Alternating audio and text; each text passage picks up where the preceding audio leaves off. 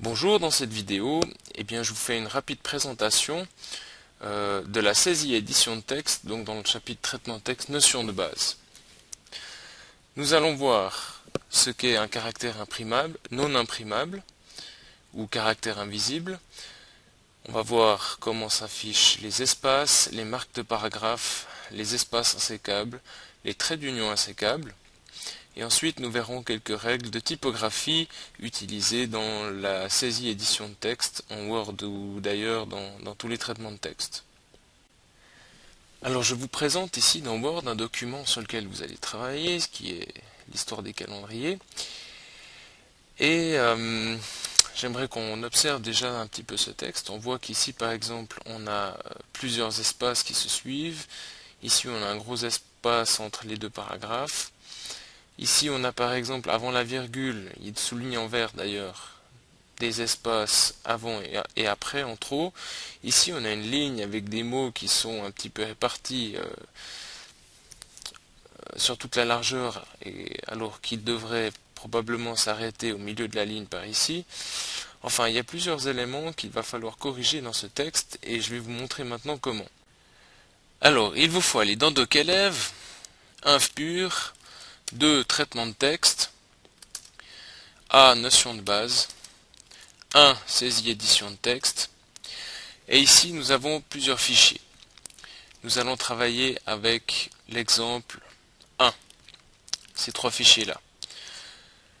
Vous avez pour chaque exercice une consigne pour l'exercice en question. Alors ici vous avez dans cette consigne un peu de théorie et disons les consignes de l'exercice à proprement parler ici. Vous avez un fichier qui s'appelle un corps pour corriger, qui est un fichier PDF dans lequel vous avez le résultat à obtenir à la fin de l'exercice. Et vous avez le fichier 1 donne pour donner, qui est ce que je vous ai présenté tout à l'heure.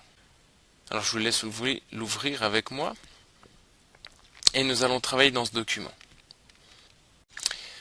La première chose à faire, c'est d'afficher ce qu'on appelle les caractères non imprimables, et pour ceci, il faut cliquer sur ce bouton. Donc ce bouton, il faut en principe l'activer dès que vous saisissez du texte pour bien voir ce que vous faites. Alors allons-y. On voit que si on l'active, eh bien, il y a certains caractères qui apparaissent, qu'on ne voyait pas auparavant, comme ici des petits points au milieu des mots. Il s'agit des espaces. Donc ça c'est des espaces standards, mais ici on peut par exemple voir qu'il y en a 3. Ici il y en a beaucoup également, donc beaucoup trop. On voit un autre type de caractère non imprimable qui est cette espèce de P à l'envers. C'est en tout cas pas des sauts de ligne pour ceux qui le pensent, c'est des sauts de paragraphe ou des marques de paragraphe pour être plus exact. Ensuite, nous avons un autre type de caractère non imprimable. Ici, par exemple, entre 15 et octobre, c'est un petit rond qui se trouve entre les deux mots en haut de la ligne. C'est ce qu'on appelle un espace insécable. Donc, pour le moment, nous avons vu les espaces. Nous avons les marques de paragraphe. Et nous avons donc les espaces insécables, comme celui-ci, espace insécable. Alors, retenez bien ces trois types de caractères non imprimables, vous allez les rencontrer très souvent.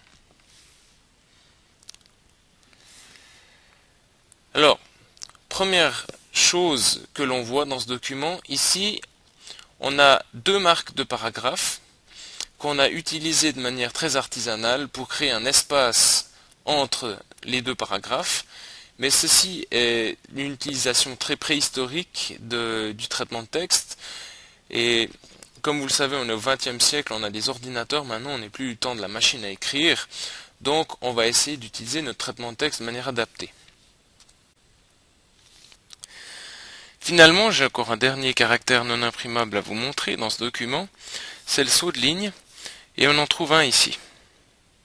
Donc il a été inséré ici par erreur, saut de ligne, Alors le saut de ligne, il permet de revenir à la ligne, mais tout en restant dans le même paragraphe. Alors, vous demanderez certainement, et avec raison, comment créer un espace insécable. Alors, je reprends le texte que nous avions pris, et dans le premier paragraphe en italique, vous avez ici le paragraphe qui se termine par le pape Grégoire XIII. Nous allons insérer un espace insécable entre Grégoire et XIII, vous verrez après dans les règles de typographie pourquoi. Alors, je vous rappelle l'espace insécable, c'est donc ce petit rond en haut. Comment je l'ai fait? Alors, il faut être un petit peu réveillé. On appuie sur la touche CTRL, majuscule et espace en même temps. Alors, on le fait ici, CTRL, majuscule, espace. Alors, à quoi cela sert-il de mettre un espace insécable entre Grégoire et XIII?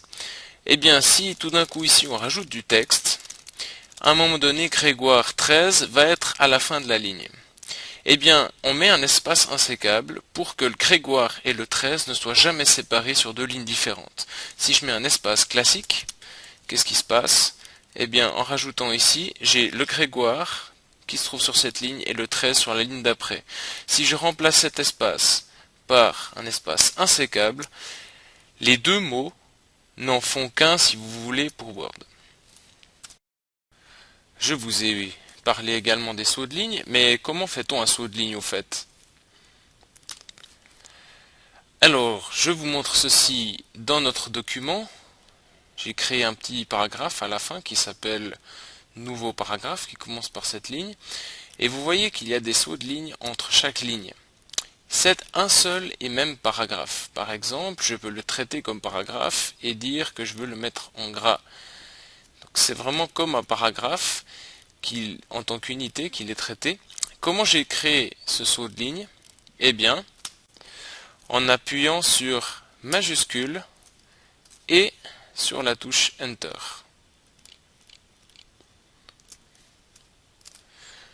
Alors on se rappelle à quoi sert ce saut de ligne? Eh bien à changer de ligne tout en restant dans le même paragraphe.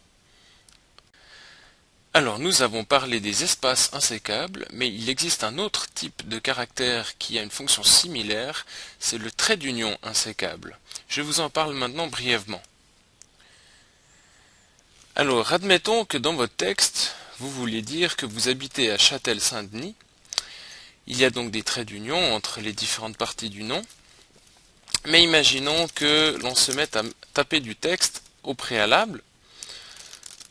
Vous aurez à un moment donné Châtel-Saint-Denis qui va se retrouver séparé sur plusieurs lignes, ce qui n'est pas nécessairement souhaitable. Alors, pour éviter ce comportement, on remplace les caractères de traits d'union par des traits d'union insécables. Ils ont l'air un peu plus gros comme ça, mais uniquement lorsqu'on a les caractères non imprimables affichés. Ils s'imprimeront comme des traits d'union normaux. Ils sont juste ici affichés de manière différente pour qu'on puisse bien les repérer lorsque les caractères non imprimables sont affichés à l'écran. Alors vous voyez maintenant, j'ai des traits d'union, mais on a un comportement qui est similaire aux espaces insécables, c'est-à-dire que Word considère tout ceci comme étant un seul mot, c'est-à-dire devant se trouver sur une seule ligne à la fois. Alors comment fait-on ces traits d'union insécables? Il faut là aussi être un petit peu réveillé. Donc on utilise les touches CTRL, majuscule et le trait d'union, ou disons le petit moins. CTRL, majuscule et le moins. Alors il va maintenant falloir vous entraîner un petit peu avec ces différents caractères non imprimables et vous pourrez le faire à l'aide de cet exercice 1.